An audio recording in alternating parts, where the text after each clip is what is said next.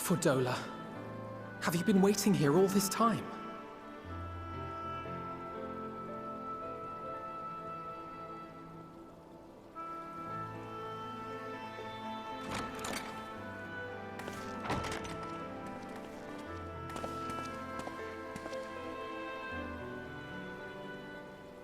We have done what we can. The rest is up to him. May we see him? I do not think that wise. You must let him sleep.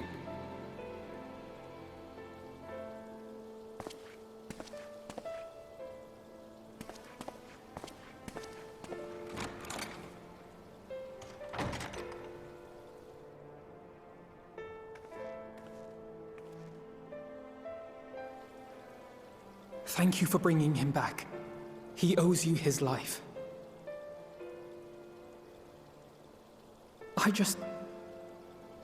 I just wish I had been there. Perhaps, I don't know, perhaps I could have... Could have what? Got tempered? Don't flatter yourself. You can't save everyone. No one can. Not even the warrior of bloody light. People die all the time, for no good reason. And those who take up the sword die quicker than most. If you're going to shed a tear every time a soldier falls on the battlefield, you'd best stay away.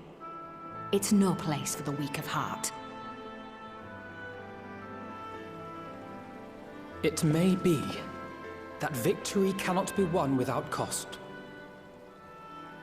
But all life is precious, and I refuse to shrug at its loss.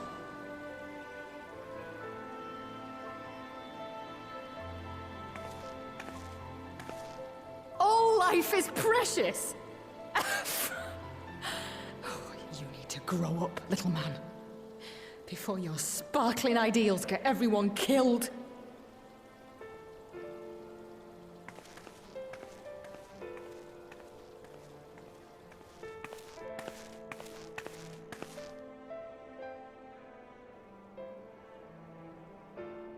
You're right. He is idealistic. But the world has more than its fair share of realists, like you and me. It's people like him who dare to dream that things could be better, and make it happen against all the odds. They are the ones whose names live on forever. The heroes. The battlefield's littered with would-be heroes.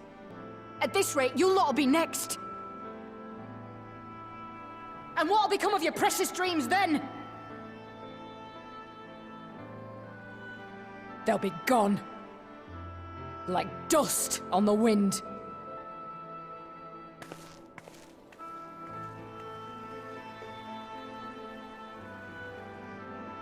Dreams worth fighting for don't die so easily.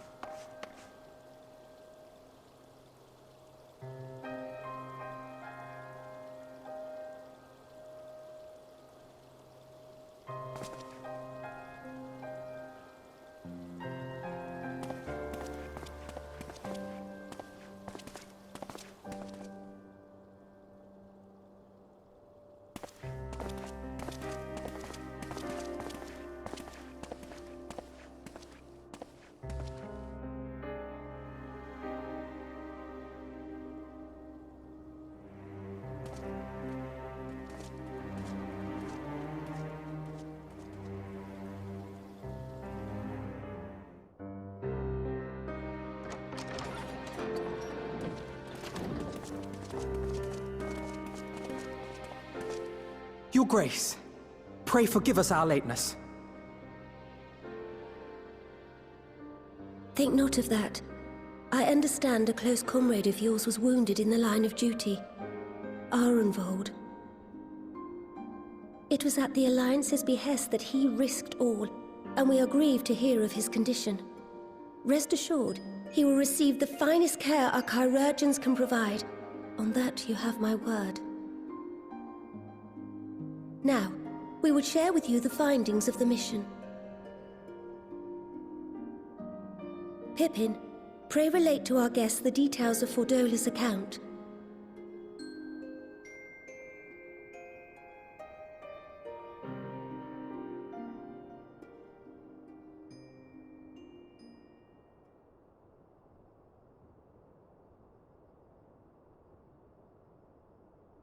First Bahamut, now Ifrit.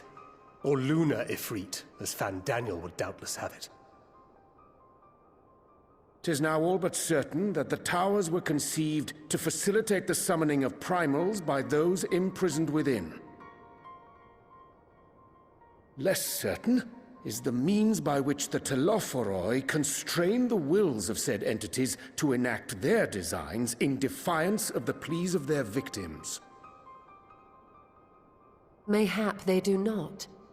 If mere proximity to the towers is enough to make loyal servants of the Empire's mortal enemies, it stands to reason that the same is true for those held captive.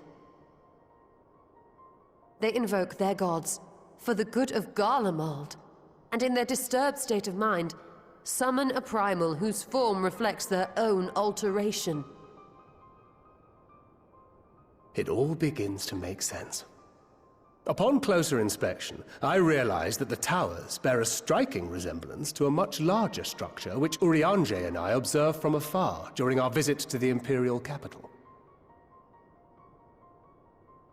Assuming it too is capable of tempering those in its immediate vicinity, it would go some way to explain the swiftness with which the Telophoroi managed to rally so many Imperials to their cause.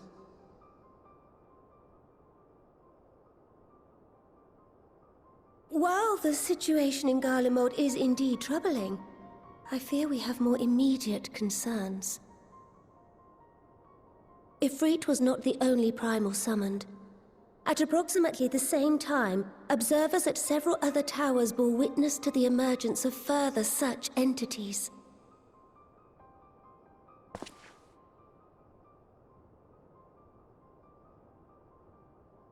For a blessing, none appear to wield aught approaching the destructive power of Bahamut, and the Grand Companies are moving to deal with the threat even as we speak.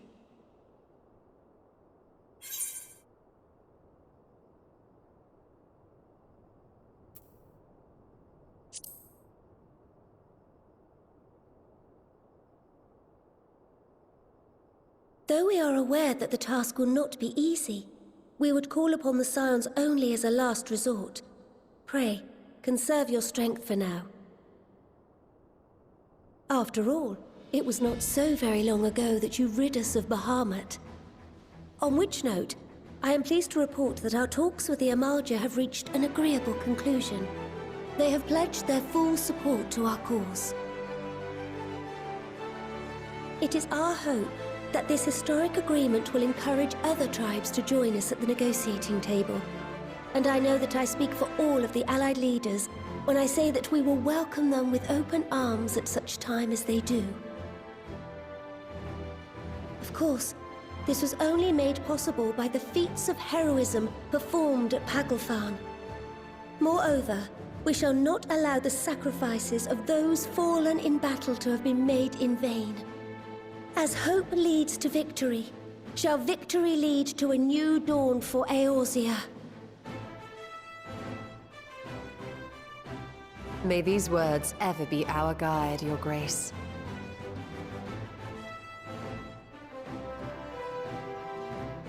Now, if you will forgive me, I must consult with the Syndicate on the matter of our new allies' integration.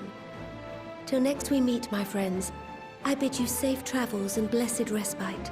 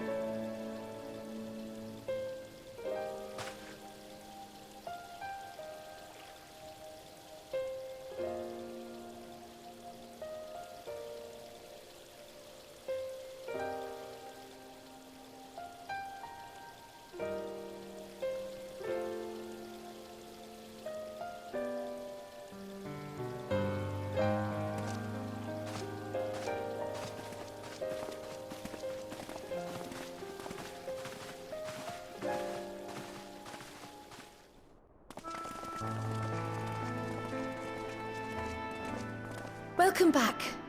I expect you must all be exhausted. Ere you take your rest, however, I would beg a moment of your time. Thanks to Arenvold's selfless efforts, we may now be confident that we understand the function of the towers. But many questions remain regarding the reason for the summonings, and what lurks behind the looming edifice in Garlemald. Until such questions are answered, we will struggle to devise an effective strategy for thwarting the Telophoroi's stated aim. Nothing less than the destruction of this star. And so, given the gravity of the situation, I move that we petition the aid of Sharlayan.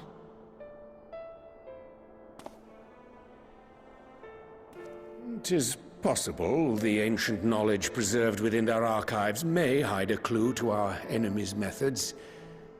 But given Sharlayan's established policy of non-intervention, our former colleagues are not like to aid us in its discovery. Oh, I well remember what they're like.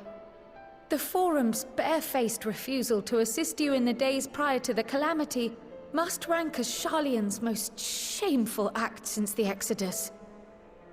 But were the final days to be reenacted, it would spell doom for us all. Surely even they cannot turn a blind eye to that. I trust we are all of the same mind on this matter. Urgent as it seemed, I took the liberty of petitioning the Alliance for leave to act as Eorzea's emissary, and have since received their blessing. I presume your role as a student of Baldessian will carry some weight with the Forum? One can but hope. If truth be told, our organization has been a shadow of its former self ever since the disappearance of the Isle of Val. But the name does still retain some degree of prestige. I only pray it will be enough. If there are no objections, I shall depart for Sharlayan at once. But before I do, I should also mention the other matter to which I would devote some time during my stay. After hearing what transpired in the first, I began to question the true nature of Hydaelyn's blessing, a topic I have discussed at some length with Y'shtola. We were wondering, when was the last time Hydaelyn spoke to you directly?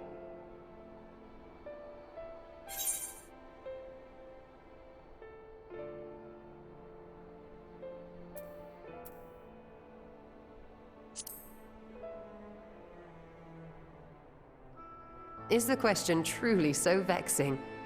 Perhaps you fear I will chastise you for giving the wrong answer. Or was it so long ago that you simply can't remember?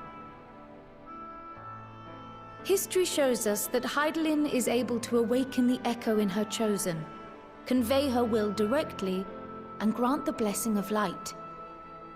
To our knowledge, however, she has not sought to intervene in man's affairs for some considerable time. Might not the explanation for that lie with her choice of champion? Mayhap she is content to trust in his judgment. Mayhap she is. But following my initial discussion with Kryl, I made inquiries of my own. And as far as I am able to tell, Hydaelyn has not made her will known to anyone. During my time in the First, the Oracle of Light spoke to me through Reen. But that was not the will of Hydaelyn. It was Minfilia herself. Indeed. And while she and Hydaelyn were inextricably linked, Minfilia yet acted of her own volition. A messenger, yes, but one who spoke with her own voice. I wonder, could Hydaelyn's silence suggest the presence of some disruptive force, perhaps? Some obstacle to communication? While I share Urianger's high opinion of your conduct, I see no reason why she would deny you her guidance altogether. Then again, who am I to say? The fact is, we simply don't know. But if the explanation is to be found anywhere, I can think of worse places to look than the archives of Sharlayan, and their research on the Ethereal Sea in particular.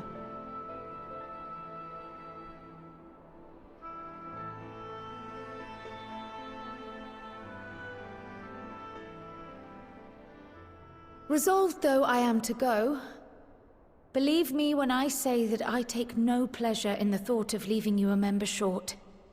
Now, of all times. Estinian, we stand on the eve of a struggle that will decide the fate of this star. One in which we Scions may play a telling part, yet we are but few in number. And so I must ask you again, will you join us?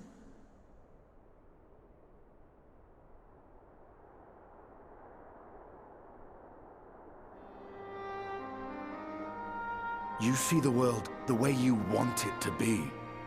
I see the world the way it is. You are idealistic to a fault. But I know you would never turn your back on those in need. Never close your eyes to their suffering. And somehow, your deeds lend truth to your words, giving the lie to my doubts in so doing. I have seen others draw strength from your belief. In Ishgard, in Alamigo. You inspired them to stand up and fight. To win, no less. And even when you lost those you held dear, you carried their spirit with you and made their memory your guiding light. The burden of so many hopes and dreams would be too heavy for most to bear.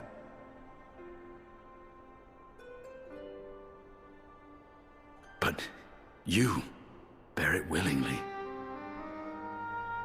as you have shown me. Some dreams are too important to let go. If you have need of my strength, it's yours. After all you've done, how could I refuse?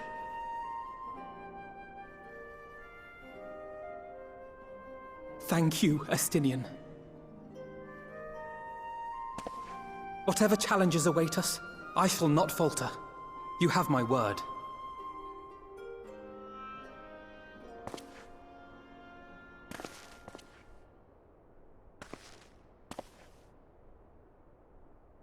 And now, I may bid you farewell. Safe in the knowledge that all is as it should be. In this little corner of the world, at least.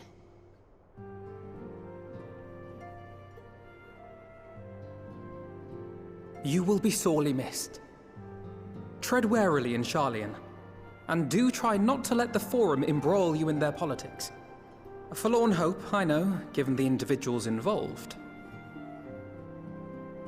I shall do my very best. Farewell.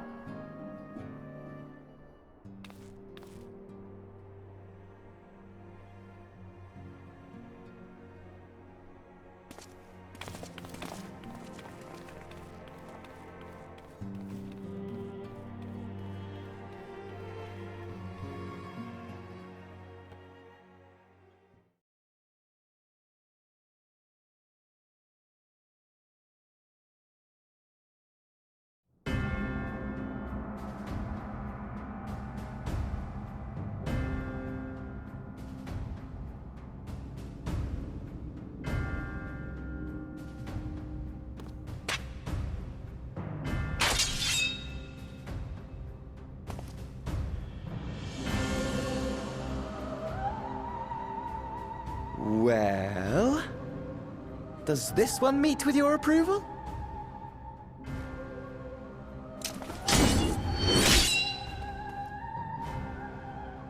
Apparently not. Or could it be that you're still upset about the dragons? You are unwise to remind me of so costly a failure.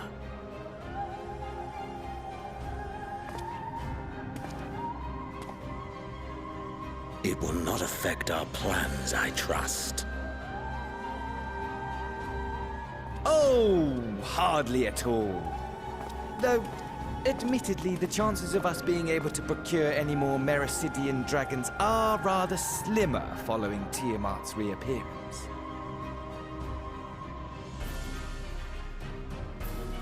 Oh, but the seeds have been sown, my lord. We have only to wait for them to quicken. Speaking of preparations, is it safe to assume that you will be ready to control you-know-what? The hour draws nigh. This nation, forged for Ascian ends, will finally prove its worth. A mighty empire, now no more than an instrument of this star's destruction. What a pleasure it will be to put it to use.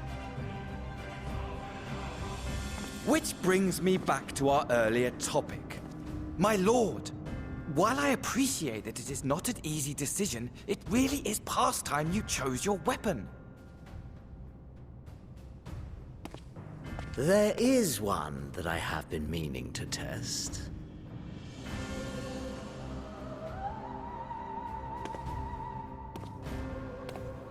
Well, well, not quite what I was expecting. Though I will say, it does seem rather apt.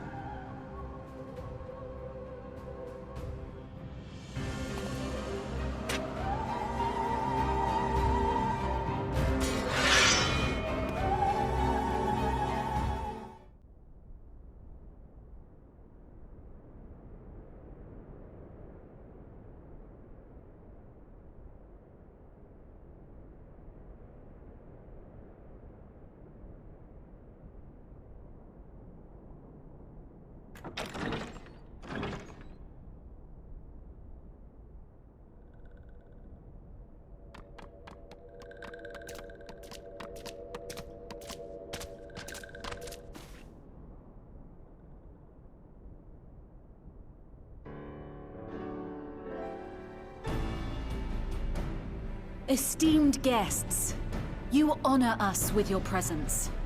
As there is much to discuss, let us begin. Information on our taken brethren you have, yes? Hear it we would!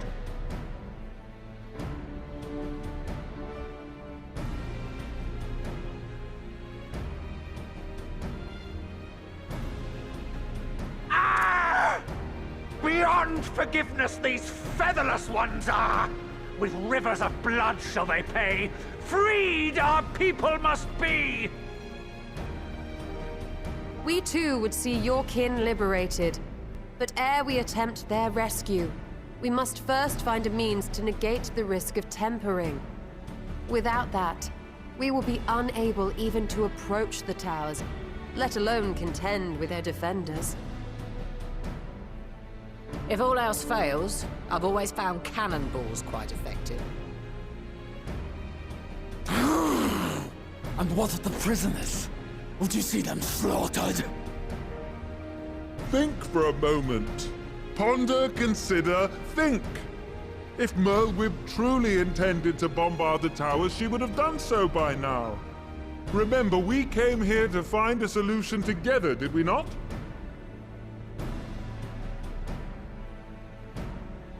Y'Stola spoke of defenders. I but offered a means to clear a path, should you require it. Given the enemy's capabilities, we will all need to play our part if we are to have any chance of success. For if any here should give less than their best, it will be to the cost of every living being on this star. A paragon, the Empire, our very gods. How can we hope to prevail against such odds? That our foe is formidable, none would deny. But our strengths are many and varied. In this chamber, I see masters of strategy, masters of magic, masters of the land, the air, and the sea. And together, there is nothing in creation we cannot overcome.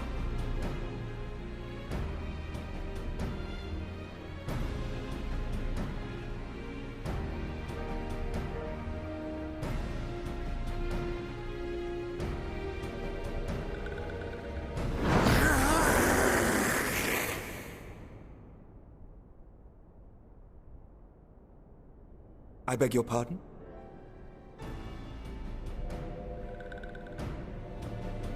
What is it, Soulwalker?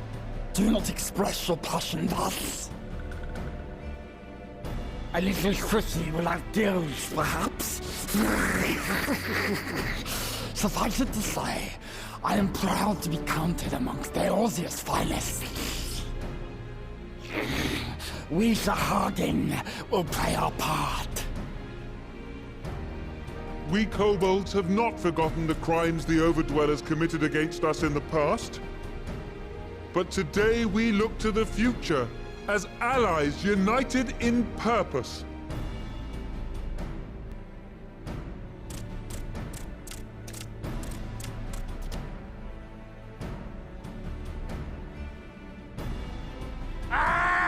Make mock of the Ixal, the Paragon does! Turns kin into puppets! Pits brother against brother! Free them from his grasp, we shall! As Patriarch Zadar will attest, the Scions have granted us a means to free your brethren from their thraldom. This boon we will gladly share, that your people might never be enslaved again. We accept! We accept! Praise me!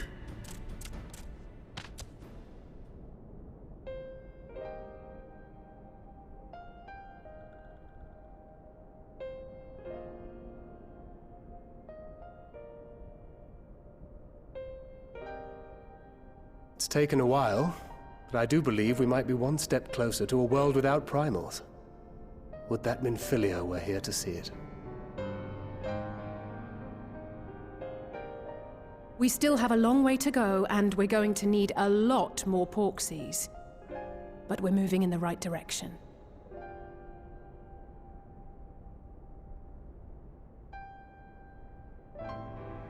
If I may have your attention, there is one other point I would like to raise. As we can all agree, freeing those held captive must take precedence over every other concern.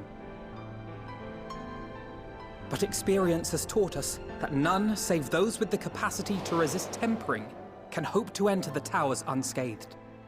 And even once inside, a still greater threat may yet await them, that which we call a primal. Needless to say, if we are to succeed, engaging with such foes can only ever be considered a last resort. And so I move that we seek to prevent them from being summoned in the first place. Yes! Both prayer and ether are needed for the ritual. Should either one be denied, the summoning would fail. Indeed. And so we must endeavor to discover the source of the ether on which the process depends. Do so, and it may present a way to halt the summonings, or perhaps even neutralize the towers entirely. A promising proposal.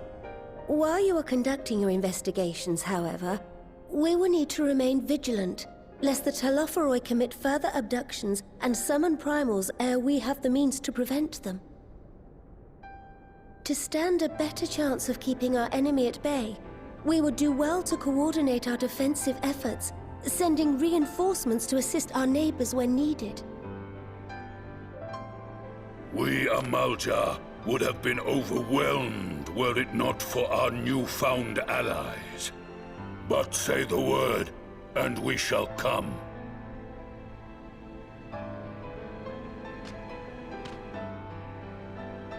I see we are all in accord. But what are we to call this proud fellowship of ours? I submit that the honor of naming it should go to the Scion whose brave efforts have done so much to unite Eorzea. What say you, my friend?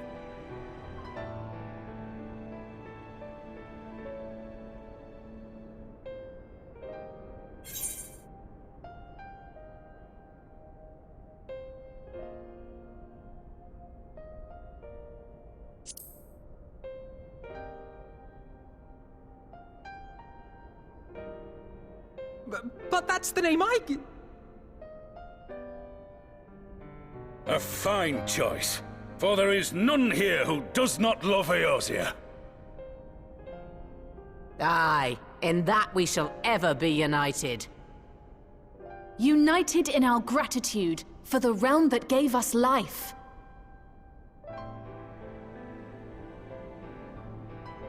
Then let it be recorded that on this day, the Grand Company of Eorzea was born.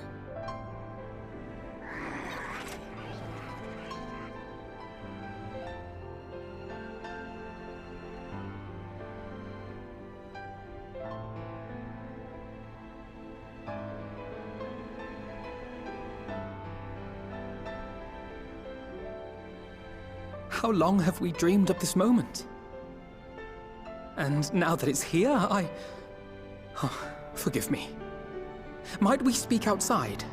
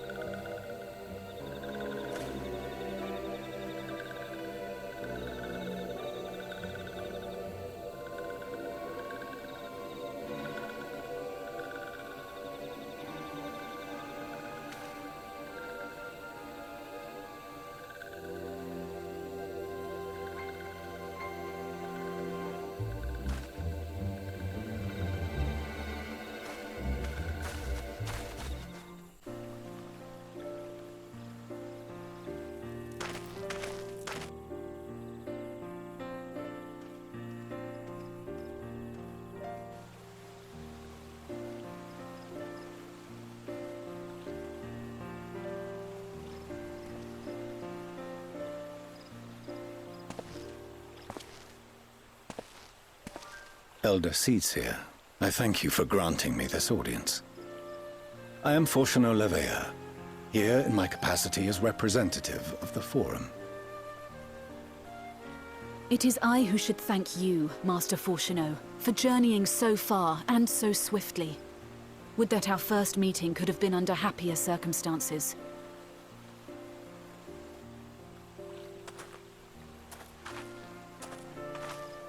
It has been too long, Father. You look well. As do you both. Ameliance will be glad to hear that you are taking care of yourselves. How is Mother? She misses you terribly, of course, but is otherwise a picture of health.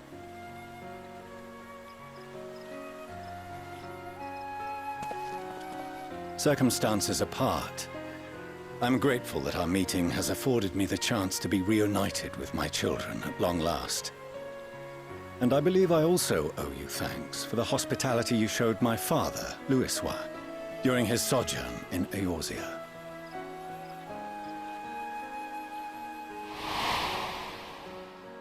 All thanks we owe to him. In the days prior to the 7th Umbral Calamity, It was your father's tireless efforts which granted us a means to vanquish the primals. Were it not for him, our strength would have been quite spent by the time the Empire arrived. That Gridania still stands is in large part his achievement. He was a great man.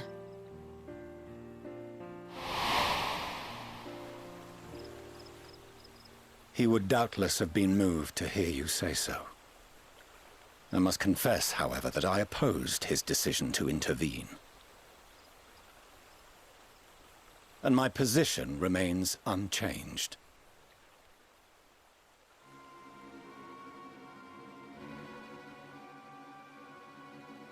To chart the course of history, not to change it.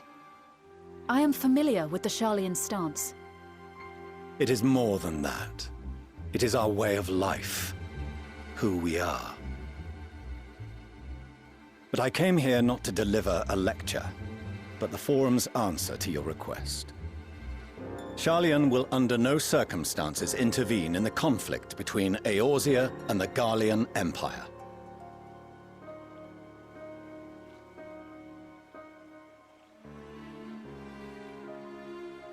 May I ask for what reason the Forum has come to this decision?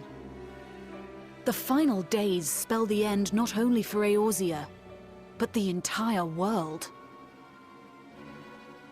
The final days? Pray spare me your hyperbole. This conflict is no more than the latest in a series of petty squabbles between yourselves and Garlemald. One in which Sharlayan will take no part. If the final days were truly upon us, we would know. Father, you must ask the Forum to reconsider.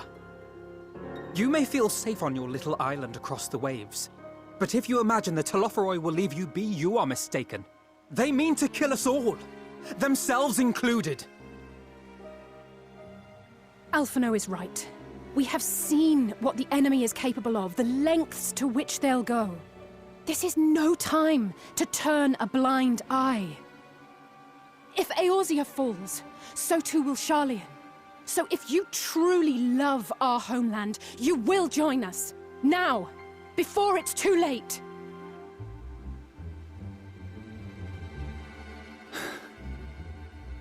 I thought you knew better than to raise your voice to your elders.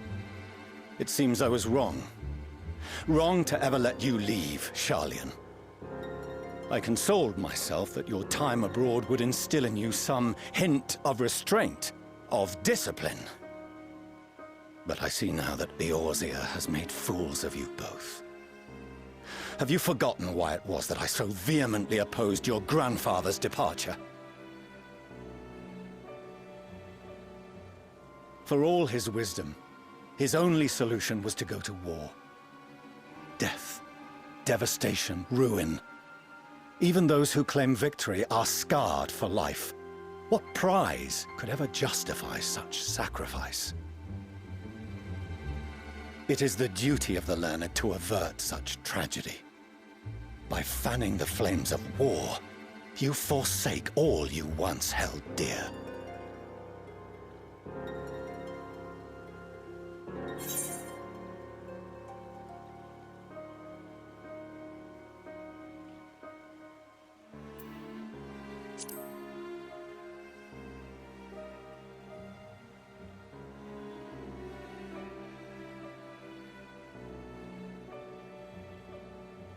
I see your friend shares your misguided ideals. But unlike him, you should know better. By espousing such barbaric notions, you subvert the teachings of Sharlayan and place all we have worked for in jeopardy. Alphino, Alizé, as of this moment, you shall no longer bear the name of Leveilleur. What? Father! How you choose to live your lives is no longer my concern. If you wish to walk the path of ruin, I will not stand in your way. Master Fourcheneau, while Sharlayan may have no intention of intervening in this conflict, We can still part as friends. Will you not stay and speak with us, that we might learn of Sharlayan's hopes for the morrow? I have said what I came here to say. Any further discussion would be meaningless.